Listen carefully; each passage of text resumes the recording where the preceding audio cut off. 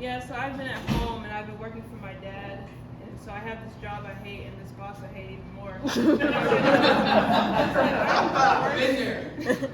I was like, I'm the worst nepo baby you've ever seen. While I'm at home, I mean, actually, like I was afraid to come back to Columbus, but before I get to that, I feel like my life is the opposite of Succession because not only does my dad actually want to give me the company, but we're also black. Not being an episode of Succession, but I was afraid to come back just because I felt like I had to start all over with my comedy career, and also when I was in Columbus, in No Shame specifically, I've made so many memories here that I was afraid I'd have to like relive. So like, for example, I dated a fellow comedian that I met at No Shame, and he's not here, but his name's on here, and I got PTSD. I was like, where is he?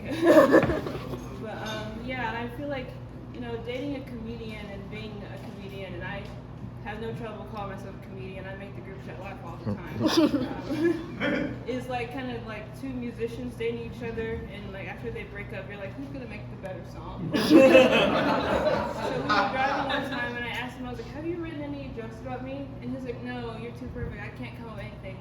I was like, okay, feminist king. And then he asked me the same thing. I was like, oh, you're not perfect. I have some notes. Funny, we got in a hiccup one time, and he was like, I didn't know how to talk to you about this. I didn't know what to say. I was like, aren't you a communications major? Like, study some more or something? But I don't want to make too many jokes about it, though, because it becomes less funny when I start to think of all the stuff I let slide. Like, one time, we were intimate, and he said something to me that was just so cringe.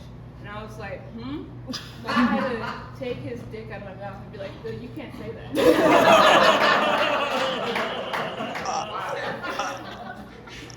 Yeah.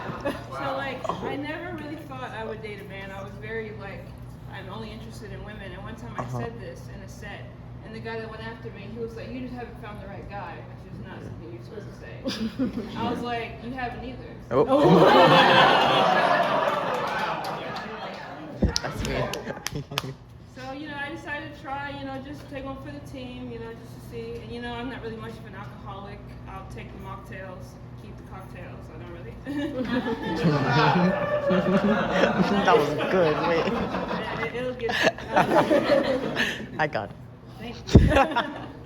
And, like, after a while, when we started dating, I realized I'm going to see his penis. So I was like, okay, I've never seen one before.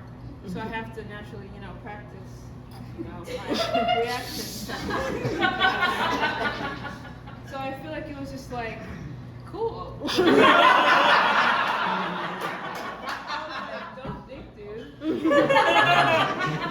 Sick dick. So sick. I cried after. And like, since then, I felt like I had to like put on a show during sex, because I don't know, it just felt like unreal. Like, so like one time before showtime, so to speak, he asked me, he was like, would you like a recording? And I was like, of me sucking your dick? He was like, so you can watch it later. I was like, and do what? Scream? Like,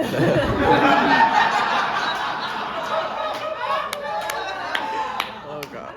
I don't want to watch a scary movie. Why would I watch that? But I guess it'll be more of like a TikTok, because my jaw is really weak. I don't really like last too long for that. But yeah, he was like, of course, so you can watch it later. And I was like, see, I don't think I want that. I think you want the video.